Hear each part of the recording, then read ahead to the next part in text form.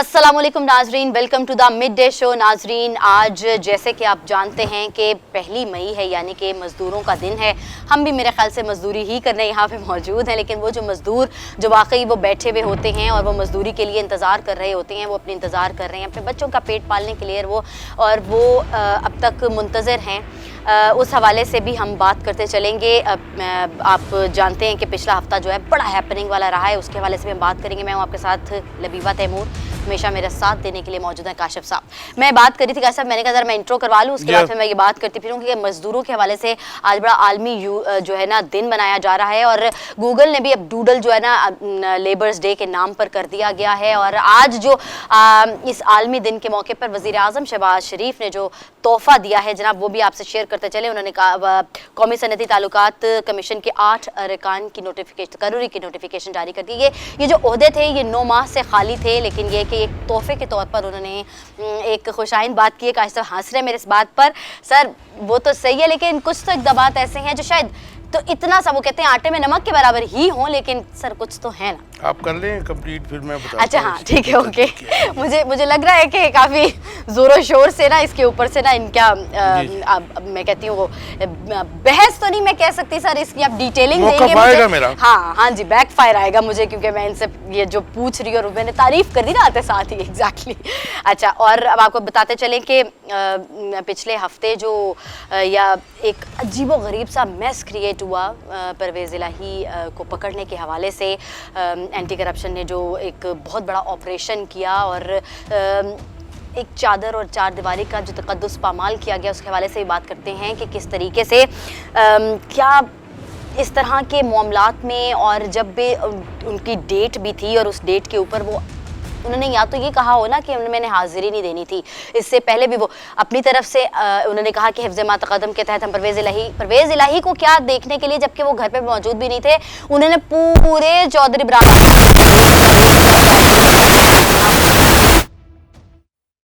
इस हवाले से भी बात करेंगे। और शेख रशीद का भी इस पे बयान आया, उन्होंने कहा है कि जब अख्तरबंद गाड़ियां किसके हुक्म पर दरवाजे तोड़ती हैं, अदलिया आइन और कानून हर सूरत जीतेगा, जो मर्जी कर ले, इलेक्शन के होके रहेंगे और आइन की बालादस्ती के लिए हम ये होने देंगे। अच्छा सर, अब मुझे बताएं, अच्छा तो अब ये कि पाकिस्तान पे हम लोग क्योंकि टॉप स्टोरीज के हवाले से बात कर रहे हैं, तो हम लोग ये बताएं पाकिस्तान पीपल्स पार्टी मेहनत कशों की जमात है। आसिफ अली जरदारी की तरफ से ये बातचीत आई है, जबकि बलूचिस्तान के मुख्तलिफ इलाकों में बारिशों और तूफ़ानी हवाओं से भी निज़ाम ज़िंदगी जो है वो मफलूज होकर रह गया। सबसे अहम बात जो मैं आपके साथ वो ये है कि तहरीक इंसाफ को लाहौर में रैली निकालने की इजाज़त मिल गई है। इन सब बातों पर हम डिस्कशन करेंगे छोटी सी एक ब्रेक के बाद।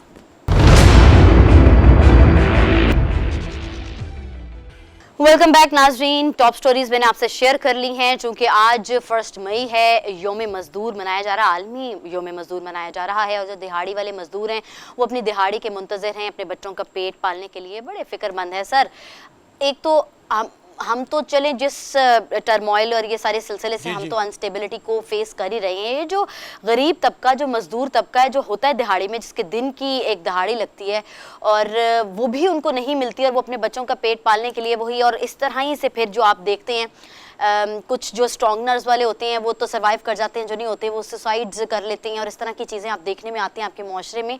क्या कहेंगे आप इस हवाले से? देखिए, ये जो मूवमेंट आप जो बात कर रही हैं, हम आज भी 150 साल पीछे हैं। ये बात है 1886 की, तो उससे बहुत देर पहले जो है वो मामला शुरू हो गया था। जो अनलिमिटेड वर्क आवर्स थे मजदूरों के, वो अमेरिका में और यूरोप में इसके खिलाफ प्रोटेस्ट, थाउजेंड्स जो प्रोटेस्टर्स हैं वो इसके खिलाफ प्रोटेस्ट करते थे, लेकिन उनकी बात कोई सुनी नहीं जाती थी। लेकिन फिर 1886 में शिकागो में एक बहुत बड़ा एहतजाज हुआ, जिसमें लाखों मजदूरों ने शिरकत की। लेकिन उसके थोड़े दिनों बाद, 4 के 5 दिनों के बाद, उसके ऊपर जब फायरिंग की गई तो उसमें जो है 8 मजदूर मर गए थे और 5 पुलिस वाले मर गए थे। तो बेसिकली ये जो मूवमेंट थी ये लेबर डे मूवमेंट है, लेकिन इसको 8 आवर डे मूवमेंट भी कहते हैं। अच्छा। क्योंकि उनका एहतजाज जो था, उनका प्रोटेस्ट जो था कि हम जो मजदूर हैं, जो भी वर्कर्स हैं, वो अनलिमिटेड काम नहीं करेंगे, हमारे ड्यूटी के आवर्स जो हैं वो जो है सिलेक्ट किए जाए, उनको डिसाइड किया जाए, और वो 8 घंटे से ज्यादा नहीं होने चाहिए। तो सर क्या वो 12 घंटे से भी ज्यादा, वो 15-16 घंटे भी जी। मतलब अच्छा। इस तरह था। ये शिकागो की बात कर रहा हूँ, अमेरिकन स्टेट शिकागो इनह्यूमन है। ठीक है जी। और लेकिन फिर जब वो 1886 में उसके ऊपर फायरिंग हुई और ये फिर बढ़ गया। 1889 में पेरिस के अंदर सोशलिस्ट लोगों का बहुत बड़ा एक इज्तिमा हुआ, जिसमें फिर इसका जो है डिसाइड किया गया, उसके ऊपर जोर दिया गया कि जी 8 आवर से ज़्यादा काम किसी मजदूर से, किसी वर्कर से नहीं लेना। लेकिन उसके बाद जब ये तहरीक बढ़ी और फिर जो है उसके ऊपर स्टेज, जैसे आप अभी बता रही थी कि मियाँ शहबाज शरीफ साहब ने कौमी सनती तल्लुकात कमीशन के 8 अरकान की तकर्री का नोटिफिकेशन जारी कर दिया। अब बंदा इनसे पूछे कि आज आपने लेबर डे पे जो कर दिया, 1 साल से आप भी इक़्तिदार में थे, आपसे पहले पीटीआई भी थी, तो फिर ये कौमी सनती तल्लुकात कमीशन के अरकान क्यों नहीं बढ़ते, जो है 9 माह से खाली थे उहदे। ये सब कॉस्मेटिक्स है। खैर एनी हाउ, लेकिन फिर वो उसके बाद ये डिसाइड हो गया कि जी 8 आवर से ज्यादा नहीं करेंगे। तो अब फोर्ड कंपनी है, अमेरिका की बहुत बड़ी गाड़ियां बनाती है, तो हेनरी फोर्ड उसके जो अमेरिकन प्रेसिडेंट भी रहे, वो भी उसके चेयरमैन रहे। फिर उन्होंने जो है अमली तौर पे 1894 में और उसके बाद 1896 में अपनी कंपनी के वेजेस बढ़ाए और $5 उस वक़्त में $5 से ज़्यादा वेजेस किए। जल्दी से सम अप कर लें ताकि ठीक है जी। और उसके तो जाहिर है कि उसके बाद ये सब चीज़ें जो हैं, अब आप वेस्ट में और यूरोप में हम देखते हैं कि जो उनके वेजेस हैं और जो उनके ड्यूटी आवर्स में उन पे एक मैं कहता हूँ कि 1 सेकंड का कंप्रोमाइज़ नहीं होता है। लेकिन हम तो आज भी अभी कौमी सनती तल्लुकात कमीशन के 8 अरकान की तकर्री का नोटिफिकेशन जारी कर रहे हैं और उसके बाद उनकी जो पॉलिसीज होंगी पता नहीं कब होंगे, इजलास कब होगा। जी आप कुछ कह रही थी? मैं ये कह रही थी कि अब चलें, आपको पता तो है, ये तो आज के दिन के हवाले से हमने बात की, अब सियासी जो मामलात हमारे हिलजुल का शिकार हैं उसके हवाले से हम बात करते हैं, शामिल गुफ्तगू करते हैं। नहीं, हिलजुल ही तो रहे हैं सर, और बहुत बुरे तरीके से हिलजुल रहे हैं। अच्छा, हमारे साथ मौजूद है हमारे आज के पहले गेस्ट हसन खावर, पीटीआई रहनुमा हैं, उन्होंने हमें ज्वाइन किया। शामिल गुफ्तगू करते हैं। सर अस्सलाम वालेकुम। जी वालेकुम अस्सलाम। हसन भाई सबसे पहले तो मैं आपका टेक चाहूँगा, बल्कि आपकी जो तहरीके इंसाफ है उसका भी टेक चाहूँगा कि जिस किस्म की रियासती बर्बरियत और जबर का मुजाहरा एक रात पहले चौधरी परवेज़ लाई, जो आपके मरकज़ी सदर भी हैं, उनके घर के ऊपर किया गया, योर टेक प्लीज़। देखिए बात यह है कि उसके ऊपर तो पूरे पाकिस्तान से एहतजाज की आवाज़ें आ रही हैं और उसमें 2-3 वजह है। देखिए लगता ऐसे है जैसे पाकिस्तान एक पूरी स्टेट बनता जा रहा है, और दूसरा ये है कि एक ऐसी रियासत जिसके अंदर अदालती अहकामात को हवा में उड़ाया जाता है। आपको पता है कि चौधरी परवेज़ लाई साहब जो थे वो हाई कोर्ट से उन्होंने जमानत ली हुई, बेल हो गई थी, और ये बात पुलिस को बताने के बावजूद आपने ये देखा कि कैसे पुलिस ने उनके घर छापा मारा।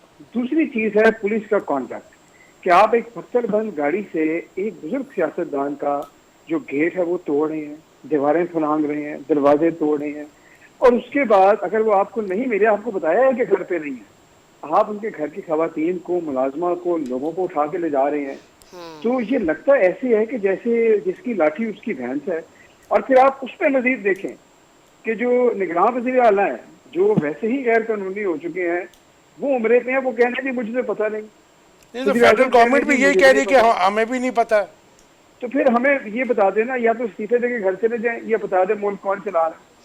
देखिए ये कभी हो सकता है, आप मुझे बताएं कि आईजी साथ है, आईजी कह रहा है मुझे भी नहीं पता, निगरान वज़ीर आला कह रहे हैं मुझे भी नहीं पता। हसन खावर साहब, इमरान खान साहब के घर के ऊपर दावा जब बोला गया, कुछ ऐसी ही सिचुएशन थी, बल्कि इससे भी बुरी थी। उसके बाद लेकिन हमने देखा कि पीटीआई वर्कर्स ने अपनी जानें निछावर करने की बात करते हुए पुलिस को अंदर घुसने नहीं दिया था। लेकिन हम जब ये देख रहे हैं कि परवेज़ लाई के घर में रियासती जबर का मुजाहरा हो रहा था, तो मेरे ख्याल में तो आपके तो 50 कारकुन भी नहीं पहुंचे, हालांकि वो तो आपके सदर भी हैं। अब नहीं देखिए, बिल्कुल परवेज़ लाई साहब की बहुत इज्जत है, वो हमारे सदर भी हैं, लेकिन देखिए एक बात तो ये है ना कि इमरान खान साहब को आप कंपेयर कर रहे हैं, खान साहब के लिए जो जज्बा होगा वो मैं समझता हूँ कि पीटीआई में किसी भी और लीडर की जाहिर है वो अहमियत तो नहीं होगी, उससे किसी की अहमियत कम नहीं हो रही। लेकिन आप कंपेयर करें खान साहब को। नहीं, मैं कंपेयर नहीं कर रहा, आई एम नॉट कंपेयरिंग, लेकिन मैं ये बात कर रहा हूँ कि इस तरह तो आपके तमाम रहनुमा जो हैं उनके ऊपर ऐसा रियासती जबर होता रहेगा, क्योंकि अगर इमरान खान लीड कर रहे हैं तो उनकी शाखें भी तो हैं ना नीचे। जी नहीं, मेरी बात सुन, 2 डिफरेंट बातें हैं। एक बात यह है कि क्या परवेज इलाही साहब की पीटीआई के अंदर क्या हैसियत है। बहुत कलीदी हैसियत है। उन्होंने मुश्किल वक्त में हमारा साथ दिया, और ये जो शुरू में एक इम्प्रेशन आया ना कि परवेज इलाही साहब बाहर से आए और हमारे वो थे, इत्तेहादी थे, ऐसा कुछ नहीं है। पूरी पीटीआई जो है वो उनके साथ खड़ी है, और ऐसे ही खड़ी है जैसे हमारे किसी और लीडर के साथ खड़ी है। लेकिन जो जमान पाक के अंदर वाकया पेश आया, जाहिर है कि वो इमरान साहब खान साहब की अपनी रहायशगाह थी, बड़ी तादाद में कारकुन वहां पे पहले से मौजूद थे। लोग जो हैं खान साहब के लिए ना दिन की परवाह करते हैं ना रात की परवाह करते हैं, लेकिन जाहिर है कि हमारे जो कारकुन है, हमारी जो सियासी सपोर्ट है वो उनके साथ है, हमारे तमाम लीडरों के साथ है। पहली बात। दूसरी बात ये है कि देखिए, ये कोई ऑर्गेनाइज तरीका नहीं होता कि वर्कर आप आगे खड़े कर दें। ये तो जब पूरी स्टेट बन जाए तो फिर आपने या तो अदालतों से रुजू करना है या फिर एक पूरी तहरीक चलानी है, क्योंकि ये वर्केबल मॉडल नहीं है कि पुलिस जो है वो इस तरह बगैर इस्लाह के, बगैर वज़ीर आला को कह रहे मुझे नहीं पता, और आप जिसके मर्जी घर पे दावा बोल दें। हमने खुदा ना खास्ता को पाकिस्तान को खाना जंगी की हालत में तो नहीं लाना, ना ही पाकिस्तान तहरीक इंसाफ किसी मिलिशिया का नाम है। ये तो एक सियासी जमात है, और सियासी जमात के कारकुन जो है वो पुरअमन होते हैं, गैर मुसल्लह। Right agree. अहसान खाबर साहब, इसका तो ब्लेम एज ए जर्नलिस्ट मैं आपकी हुकूमत को भी दूंगा, क्योंकि इमरान खान साहब जब गवर्नमेंट में आए थे 2018 में, तो लोगों को बड़ा फैसिनेट किया था इमरान खान साहब का और उनकी जमात का ये नारा कि हम पुलिस की इस्लाहात लेकर आएंगे, लेकिन अनफॉर्चुनेटली ऐसा कुछ भी नहीं हो सका। और पुलिस आज भी ना सिर्फ पंजाब बल्कि पूरे पाकिस्तान में शुतरे बेमहार की तरह जहाँ चाहती है घुस जाती है, और पुलिस स्टेट बना हुआ है पूरा पाकिस्तान। मैं पंजाब की बात नहीं कर रहा, हम अगर इनको रिपोर्ट करें तो पूरे पाकिस्तान में पुलिस का यही हाल है। तो आप अपने आप को कैसे कसूरवार नहीं ठहरा सकते? नहीं, देखिए बात ये है, हम कोई ऐसा तो नहीं है कि हम ये कहें कि हमारा पूरे मामले से ताल्लुक नहीं। आपकी बात बिल्कुल ठीक है। पाकिस्तान में पूरे इंसाफ के निज़ाम की इस्लाहात और बिलखुसूस पुलिस की इस्लाहात की बहुत ज़रूरत है। पाकिस्तान तहरीक इंसाफ ने इसका आगाज खैबर पख्तूनख्वा से किया था, लेकिन ये बात आपकी बिल्कुल मैं एतराफ़ करता हूँ कि पंजाब में उतनी खातिर खा इस्लाहात नहीं हो सकी। लेकिन इस चीज़ के साथ आपको ये बात मद्देनजर रखनी पड़ेगी कि इस्लाहात के लिए आप एक कोलिशन वीक गवर्नमेंट नहीं होनी चाहिए। आपके पास एक स्ट्रॉन्ग गवर्नमेंट हो, आपके पास वो स्पेस हो रिफॉर्म करने की, और ये थोड़ा सा लंबा एक सफर है, क्योंकि ये जो हमारे कवानीन है ये ज्यादातर 19वीं सदी की हैं, तो इस पे वक्त दरकार है। लेकिन इंशाल्लाह इस दफा जब आएंगे तो इस मिशन को मुकम्मल करेंगे। भाई ये डिबेटेबल बात है, खैर इसको हम आगे छोड़ के आगे चलते हैं। एक जो परसेप्शन है, एक जो र्यूमर्स भी आ रही हैं कि ये जो परवेज इलाही साहब के घर पे धावा बोला गया, उसके पीछे ना सिर्फ पीटीआई को डराने का मकसद था, आपके वर्कर्स को डराने का, उसके अलावा उसको एक रीज़न जो है तो जी पेश की जा रही है, जो इस वक्त मार्केट में गर्दिश कर रही है कि जो एतमाद का वोट लिया गया वज़ीर आज़म शहबाज शरीफ साहब की जानिब से, उसमें उनके जो वोटों की तादाद थी वो 167 थी, वेयर एज अनाउंस किया गया कि 180 वोट जो हैं 180 उन्होंने एक्वायर किए हैं। लेकिन उसमें जो है शुबा जो जा रहा था वो चौधरी शुजात साहब के जो वोट हैं उनके ऊपर भी जा रहा था। इसलिए ये सिर्फ अटैक जो है सिर्फ परवेज इलाही के ऊपर नहीं था, ये चौधरी शुजात के ऊपर भी था, जो हमने बाद में देखा भी कि उनके घर के दरवाजे भी तोड़े गए, उनके घर की भी तलाशी ली गई। आपका टेक चाहूँगा, इन स्टोरी बता दीजिए हमारे व्यूअर्स को। देखिए, मुझे तो इस स्टोरी का इल्म नहीं है। ये बात बिल्कुल आपकी ठीक है कि वो जो वहाँ पे वोटों की तादाद है उसके बारे में बहुत ज़्यादा कन्फ्यूजन है, और उसके अंदर जाहिर है कि हमारे जो लोग जो लोटे हो चुके थे वो भी थे और भी लोग थे, और इसके अंदर एक बड़ा, जिसको अंग्रेजी में कहते हैं, वो श्राउडेड इन मिस्ट्री कि वहाँ पे कितने लोग थे और कितने नहीं है। दूसरी बात ये है कि जो शहबाज शरीफ साहब की एक ऐसी असेंबली में जाकर जहाँ पर उन्होंने वोट ऑफ कॉन्फिडेंस की मोशन है वो टेबल हुई नहीं, वो एक करारदाद थी, और उस करारदाद को भी पहले से एजेंडा पे लाया नहीं गया, और वो एक ऐसी असेंबली से थी जहाँ पर पीटीआई के अरकान को अंदर पर मारने की इजाजत नहीं थी, जहाँ पर ऑपोजिशन है वहाँ वो राजा रियाज है। उस कमरे के अंदर मैं तो हैरान हूँ, आप कमरे से निकल के कहें कि इधर तो 250 लोगों ने दिया था और इसमें 50। यू मीन के चेक एंड बैलेंस तो कोई नहीं था ना जी उनके ऊपर। लेकिन स्पीकर की जानिब से बाकायदा ये भी कहा गया कि 180 नहीं, और लेट अब्दुल शकूर साहब होते तो 181 हो सकते थे। तो फिर वो कोई और भी होता तो वो इतने वही ना, तो 181 हो जाते हैं। तो आप नहीं समझते कि आपका जो लास्ट ईयर असेंबलियों से रेजिग्नेशंस देने का डिसीजन था वो आपको पे बैक करना पड़ रहा है। आप जैसे अभी कह रहे थे राजा रियाज के कैलिबर का बंदा ओपोजिशन लीडर है और आप बहुत जगहों पे बेबस नज़र आते हैं।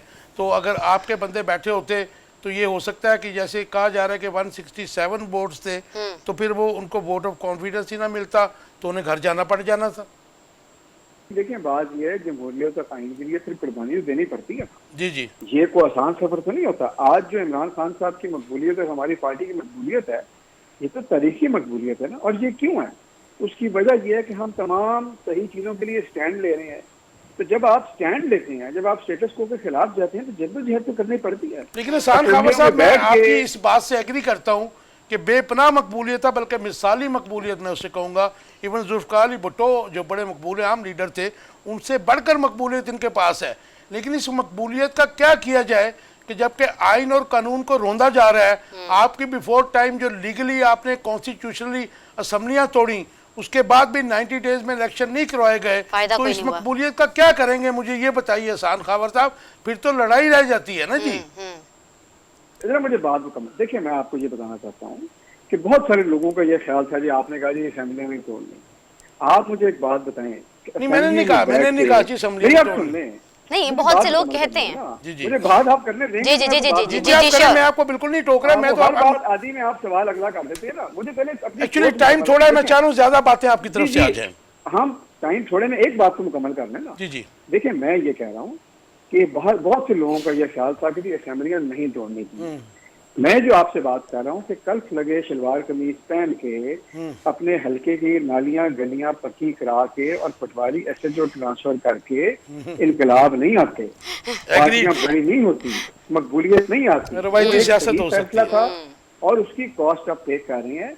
अब आपने कहा कि आगे क्या होगा, ये मकबूलियत ट्रांसलेट होगी बोर्ड में जब इलेक्शन होंगे, और इलेक्शन तो होने हैं ना इस मुल्क में। जी जी, आप आज रोक लेंगे तो कल हो जाएंगे। आप मुझे बताएं कि भुट्टो साहब की आपने एग्जाम्पल थी, 11 साल इलेक्शन नहीं होने दिए, लेकिन अल्टीमेटली फिर करवाने पड़े करवाने। तो मैं आपसे ये कह रहा हूँ, ये जब भी होंगे इंशाल्लाह पाकिस्तान तरीके इंसाफ आएगी और ये मकबूलियत जो है जाहिर है कि ये वोट बैंक में ट्रांसलेट होगी। हसन खावर साहब, मुझे ये बता दीजिए, अभी आपकी रैली निकलने जा रही है, गो के उसके ऊपर बहुत सारी कदगन भी लगाई गई हैं, लेकिन इजाजत मिल गई फाइनली। इजाजत तो मिल गई, लेकिन कदगन भी लगाई गई हैं। लेकिन हम क्या एक्सपेक्ट करें कि कितने लोग, जो लाहौर जो 2.25 करोड़ की आबादी का शहर है, इसमें से आज कितने लोग इमरान खान साहब की पर्सनैलिटी और आपकी तरीके इंसाफ की मकबूलियत उनको गैदर कर पाएगी? अच्छा, प्लस ये भी कि आप क्या जो सिक्योरिटी के हवाले से जो इकदाम उन लोगों की तरफ से, चूंकि इजाज़त मिल गई है, अभी सिक्योरिटी थ्रेट्स तो वहीं के वहीं हैं, तो क्या आप मुतमईन हैं? देखिए मुतमईन तो नहीं है इस हुकूमत से। जो हमारे घरों पर रात को छापे मार रहे हैं, उनकी सिक्योरिटी के इंतजाम पे हम कैसे मुतमईन हो सकते हैं? बिल्कुल मुतमईन नहीं है। लेकिन ये कि इंशाल्लाह sorry to interrupt you, Punjab police Lahore में भी छापे मार रही है आपके वर्कर्स पर। देखें जो उठाए हैं ना लोग, पहले लोग उठाए हैं वहाँ पे इस्लामाबाद में, और इधर परवेज राई साहब के घर पे जो हुआ है, आपने जहाँ से बात शुरू की 144 तो पेशावर में भी लग गई ना जी। बिल्कुल। तो मैं ये कह रहा हूँ कि बेसिकली आज जो रैली है, हमें जाहिर है कि हिफाजती इंतजाम में खदशात हैं, हम खुद भी इंतजाम करते हैं, और इंशाल्लाह पूरा लाहौर शहर जो है वो उमड़ आएगा बावजूद इन तमाम कदगनों के और तमाम रुकावटों के, और इंशाल्लाह आप लोग देखेंगे। मुज़ाकरात के फ्यूचर के बारे में वन लाइन आंसर दे दीजिए, कल आपकी फिर बैठक होगी।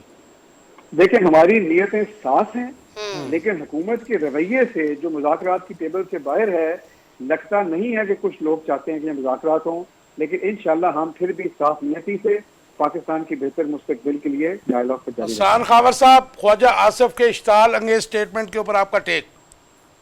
देखिए बात यह है कि वो तो ये ऐसे फुलझड़ियां छोड़ते रहते हैं ना, उनको तो वो सीरियसली कोई ले नहीं रहा। आप उनके पार्टी के जो अक्लमंद लोग हैं, शायद फकान अब्बासी साहब वगैरह, उनके बयान सुने ना, जो कह रहे हैं कि बीच की तरफ की चोरी हो रही है। असल तो वो चीजें हैं जिन पे इनको गौर फिक्र करना चाहिए। लेकिन अगर ये गड़ा जो खोद रहे हैं उसको मजीद खोदते जाएंगे तो गिरना तो उन्होंने खुद ही उसके अंदर। Thank you very much Hasan Khawar sahab, आपने अपनी टाइम हमें दिया। बात तो वहीं पे है, मकबूलियत से तो कोई इनकारी नहीं है। नहीं, मकबूलियत तो वाकई है उनकी, ऐसा सच तो नहीं है कि नहीं हो सकती। लेकिन सर देखें, आप ये देखें कि PMLN इतनी खौफजदा है कि उन्होंने अपने मेंबरान को टिकट्स अनाउंस नहीं किए, अभी तक नहीं किया। नहीं, अब तो टाइम भी गुजर गया ना। अगर 14 को इलेक्शन होते हैं तो वो तो जाहिर है कि वो टाइम गुजर गया है। तो मैं समझता हूँ कि ये पाकिस्तान की सियासत का एक डिसाइसिव मोड़ है। exactly. और अगर इस मोड़ के ऊपर कोई और लेकिन दूसरा सर देखिए मोड़ मेरे ना पास पड़ जाए तो। आपको नहीं लगता कि हर चीज के आखिरी मोहलत वाली टाइम्स जो हैं वो खत्म होते जा रहे हैं, लेकिन डिसीजंस जो हैं पेंडिंग हैं वहीं के वहीं हैं, नहीं, हो डिसीजंस कुछ भी नहीं पेंडिंग रहा। नहीं, देखिए बात सुनो, कैसा हो तो कुछ भी नहीं नहीं रहा। हो तो देखें, हो तो जब एक फरीक जो है जो कोई हुकूमत में भी है, ठीक है जी, और वो डिसाइड कर चुका है कि हमने आइन को भी रोनना है, कानून को भी रोनना है, ठीक है। इखलाकियात को भी रोनना है, जमहूरियत को भी तबाह करना है, तो फिर आपको पता है कि ये सुप्रीम कोर्ट ऑफ पाकिस्तान या दूसरे जो इदारे हैं वो स्लोली उनको काउंटर कर रहे हैं, और आई एम श्योर कि नहीं काउंटर देखिए ना, करने मैं में ये आपसे कह रही हूँ 14 मई के इलेक्शंस के हवाले की डेट दी हुई है, वो भी अभी देखिए तासुल का इसमें- शिकार है।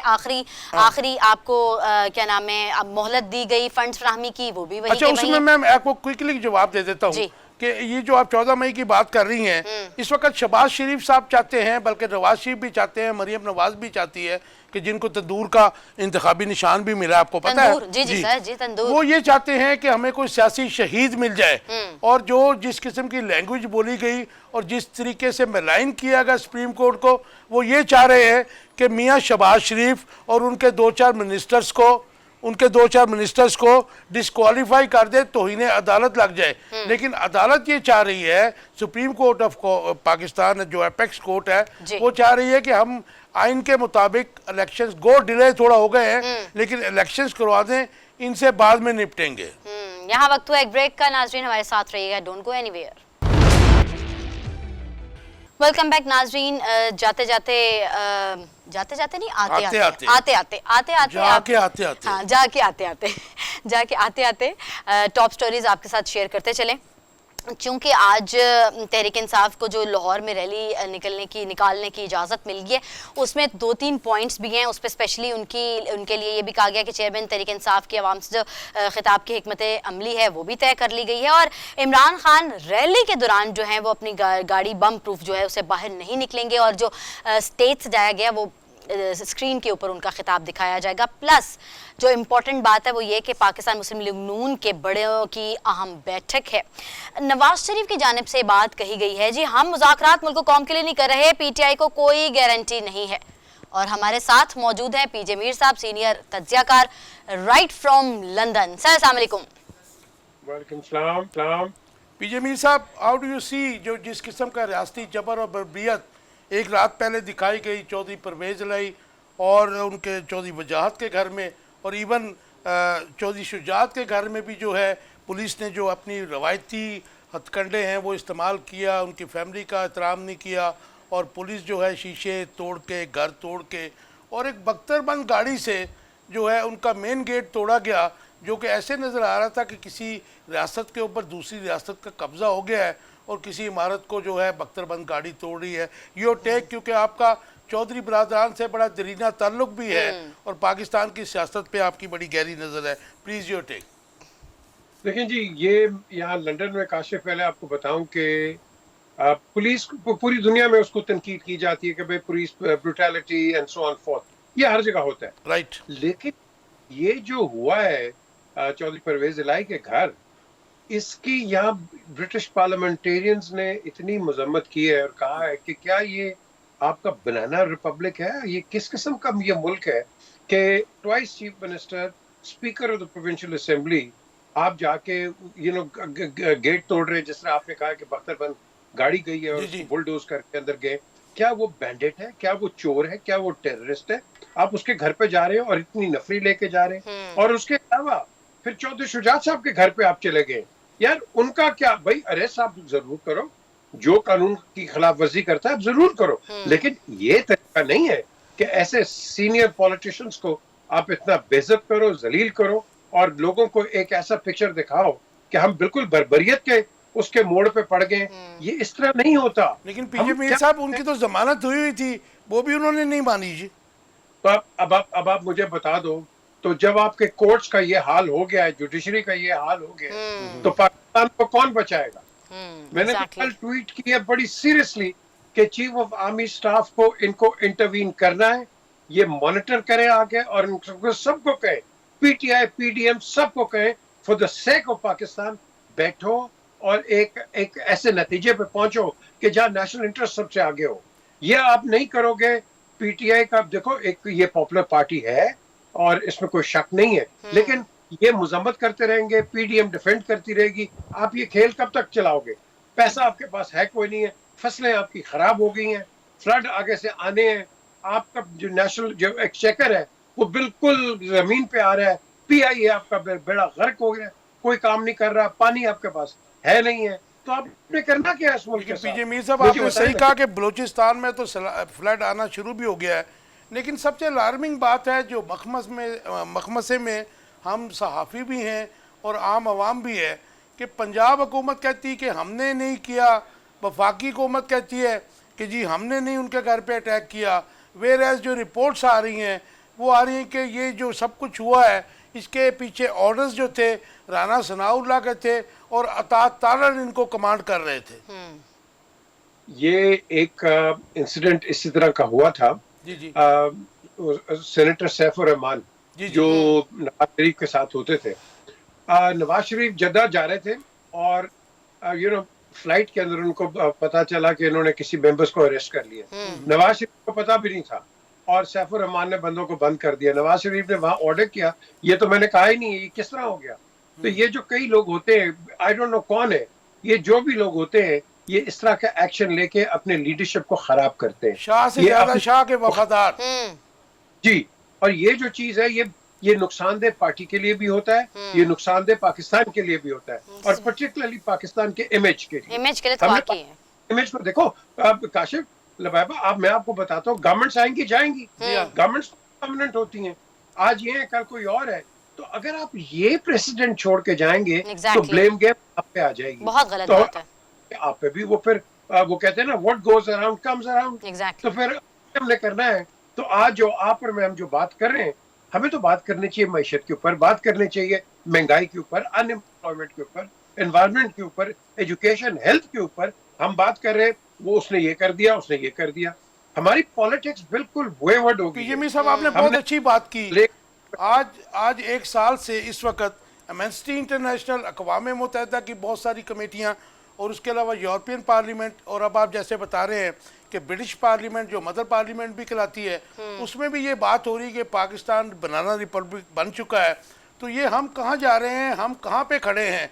तो इस किस्म की जो कार्रवाइयाँ हैं पाकिस्तान में, इवन आपको पता है कि जर्नलिस्ट भी जो हैं उससे महफूज नहीं है और सियासतदान भी महफूज नहीं है, तो ये फिर जो मामला हैं ये कहाँ जा रहे हैं? ऊपर से अब आप ये देखें ना, अनसर्टेनिटी इतनी ज्यादा, हर चीज को लेकर फुल स्टॉप लगा हुआ है, आपको ये लग ही नहीं रहा कि आप आगे कहीं बढ़ेंगे, कोई डेवलपमेंट होगी। एक चीज सेटल होने का इंतजार करते करते इतना कुछ लंबा हो गया है कि समझ नहीं आ रही कि हम अब करें क्या। बिल्कुल सही कहा आपने, इस वक्त लग गया है हेडलॉक, लॉक और पैडलॉक, ये तीनों लॉक लग गए सबको। सारों की ईगोज आगे आ गई हैं। एक कहता है मुज़ाकरात करो, दूसरा कहता है और निजी छोड़ो, रहने दो की मुज़ाकरात करने ने। अगर ये ऑन सीरियस इंटेंट के साथ बैठेंगे तो इसमें नुकसान पाकिस्तान का है। ये पार्टियां आती जाती रहेंगी, they don't matter. The question is कि क्या हम पाकिस्तान के लिए सोच रहे हैं? पाकिस्तान को हमने आगे रखा है या मेरी पार्टी आगे होनी चाहिए? मुझे ये बता दें। और अब आप देखो कि आपकी लीडरशिप, हर लीडरशिप, यार मैंने कभी दुनिया में इतना नहीं देखा, जो भी लीडर है वो बख्तरबंद गाड़ी में बैठा हुआ है, जो भी आप एमएनएस, एमपी, सेनेटर्स हैं, उनके पीछे 3-3 डाले लगे हुए हैं। यार अगर ये आपकी लीडरशिप है जो कौम के आगे इतनी प्रोटेक्टिव आ रही है, तो कौम का क्या बनेगा? मुझे बताओ। बड़ी अच्छी आपने बात की, आपने बहुत अच्छी बात की। तो वो जमहूरियत की जो एक डेफिनेशन थी कि अवाम की हुकूमत, अवाम के लिए हुकूमत और अवाम के जरिए हुकूमत, वो कंसेप्ट तो ख़त्म हो गया ना जी इस कल्चर के साथ। मैं आपसे एक और सवाल करना चाह रहा हूँ कि मियाँ नवाज शरीफ जो लंदन बैठे हैं, आप जिस शहर में बैठे हैं वो भी आपके पास ही बैठे हैं, तो वो जाहिर है कि वो एक बात कर रहे हैं कि हम मुज़ाकरात मुल्क को कौम के लिए कर रहे हैं। हाँ जी। पीटीआई की कोई गारंटी नहीं। मैं आपसे पूछना चाह रहा हूँ कि वो जो एक मतलब यहाँ से प्रोक्लेम्ड ऑफेंडर भी हैं और वो जनाब मुजरिम भी हैं, वो किस कैपेसिटी में ये बात कर रहे हैं? देखिए, कल मैंने बड़ी कोशिश की थी उनको कॉल करने की, I think he must have been busy, but इंशाल्लाह कल या परसों उनसे मैं मुलाकात भी करूंगा। देखिए, हेड है, जो मर्जी आप कर लें, नवाज शरीफ को जो मर्जी आप तमगे दे दें, डिस्क्रेडिट कर दें, Nawaz Sharif is the head of PMLN, उसमें कोई शक नहीं है। इसी तरीके से पीपल्स पार्टी के अंदर आसिफ जरदारी हैं, PTI के अंदर इमरान है, ANP के अंदर ये असफंदियार है, ये जो पार्टीज है और जिस तरह मौलाना फजल रहमान, ये फिक्सेटेड है। अब आपने देखना है कि क्या इनके अलावा पीएमएलएन में, मुझे आप बता दें, किसी की और वक़्त है कोई apart from Nawaz Sharif? Vote bank भी नहीं है, वोट बैंक भी नहीं है। आप एग्रीड इससे ओनली लीडर। अब अगर वो बयान देंगे, नेचुरली उन पे केसेस इंस्टीट्यूट हुए हुए हैं। अब आपके कोर्ट्स के अंदर, अब आप देख लो कि हमने कोर्ट्स का बेड़ा गर्क करके रख दिया है, उनको डिस्क्रेडिट हम कर रहे हैं। तो जब आप जुडिशरी को डिस्क्रेडिट कर देते हैं, और मैं कहता हूँ नहीं जी तीन बेंच होना चाहिए, नहीं जी 5 बेंच, ओ भाई तुम कौन हो, मैं कौन हूँ? Exactly, Let them decide. They are favouritism, choices अपनी खुद रखी जा रही हैं कि नहीं जी ये नहीं चाहिए, ये चाहिए। 1977 में भी मुज़ाकरात हुए थे, गो के भुट्टो साहब वो इलेक्शन जीत गए थे कुछ सीटों के ऊपर, जो है वो ज़ाहिर है कि हुकूमत थी उस वक़्त, कॉन्स्टिट्यूशन इस हालत में भी नहीं था, तो उसको बात को पतंगड़ बनाकर उस जो तहरीक है इलेक्शन रिगिंग की, उसका फिर रुख मोड़ दिया गया निज़ाम मुस्तफ़ा तहरीक की तरफ, ख़त्म नबूवत की तरफ, और फिर जो हुआ आपको भी पता है। लेकिन अब जो मुज़ाकरात के 2 सेशन हुए अपोजिशन और पीटीआई में, लगता यही था कि आइस मेल्ट हो रही है, लेकिन उसके बीच में ये जो परवेज़ इलाही के घर का वाक़या हो गया, आप नहीं समझते कि कुछ क़ुव्वतें जो हैं मुज़ाकरात से, मुज़ाकरात का जो तातुल है वो चाह रही हैं, ताकि अगर सियासी क़ुव्वतें एक जगह बैठ गई तो फिर किसी और को इस पॉलिटिकल एरिना में स्पेस नहीं मिल सकता। देखिए काशिफ, इस वक्त बड़ी वो जो है ना नुक्ते या इनवेंडोज आप फौज की तरफ हम ये सारे लेके जा रहे हैं, ये जो बैठे एनालिस्ट। फौज ने जब कहा है कि हमारा कोई ताल्लुक नहीं है पॉलिटिक्स के अंदर, आपने जो करना आप करें, हमें उसको लेटर एंड स्पिरिट से एक्सेप्ट करना है। आपने भी मुज़ाकरात की बात की, जब गाड़ी ठंडी होती है, बैटरी चार्ज नहीं होती है, तो आप स्टार्ट कर रहे होते हैं, तो वो गाड़ी स्टार्ट नहीं हो रही है इनसे, वो इग्निशन में चाबी डाल रहे हैं, गाड़ी स्टार्ट नहीं हो रही है, और साथ साथ गाड़ी स्टार्ट नहीं हो रही है तो किसी ने और वो सोचा और परवेज इलाही के घर पे आपने छापा मार दिया। या आप बात करने की कोशिश कर रहे हैं, वो गाड़ी स्टार्ट नहीं हो रही है, या आप प्रोवोकेशन कर रहे हैं। साहब सॉरी टू इंटरप्ट यू, मेरा मकसद ये था कि पीएमएलएन में जो हॉक्स हैं इस वक्त, और स्पेशली जेजेओआई फजल रहमान, मौलाना फजल रहमान साहब, क्योंकि ये वाइब्स आ रही हैं कि इसके पीछे राना सनाउल्लाह थे, अता तारड़ थे, में भी कुछ और लोग भी हों, जैसा ख्वाजा आसिफ साहब का स्टांस है जो इश्तियाल अंगेज़ है, तो इस बात के भी तो चांसेस हैं कि इन लोगों ने ये करवाया हो, क्योंकि ये और जवेद लतीफ़ जैसे लोग जो हैं जिस किस्म के बयान दे रहे हैं। तो मेरा जो इशारा था फ़ौज के जानिब नहीं था, लेकिन ये फेडरल मिनिस्टर जो इस वक्त है ये भी नहीं चाहते हैं कि मुज़ाकरात हों। काशिफ, मैंने नवाज शरीफ को कई दफ़ा कहा है कि इसके हॉक्स हैं। मैंने प्राइम मिनिस्टर हाउस में जाके कहा, जब इनको मैं लास्ट टाइम मिला, मैंने कहा यार यहाँ आपके पास ये जो लोग हैं, आप एक पैसिफिकेशन की बात करते हो, बाहर लोग प्रोवोकेशन की बात करते हैं। तो इसे नहीं सही कह रहा है, मैं बात करूंगा। अब ये जो लोग ये अपने आप को ये होते हैं, इनको कहते हैं मैं मास्टर चमचा, ये मास्टर चमचे आके ये शोर करते हैं और नवाज शरीफ को बताने की कोशिश करते हैं, हम जी देखो ये कर रहे हैं। और भाई तुम पार्टी को बचाओ, और इस वक्त जो पार्टी है पीएमएलएन, आप ये जो अभी मैं कहने वाला हूँ इसको आप रिकॉर्ड पे रखना जी।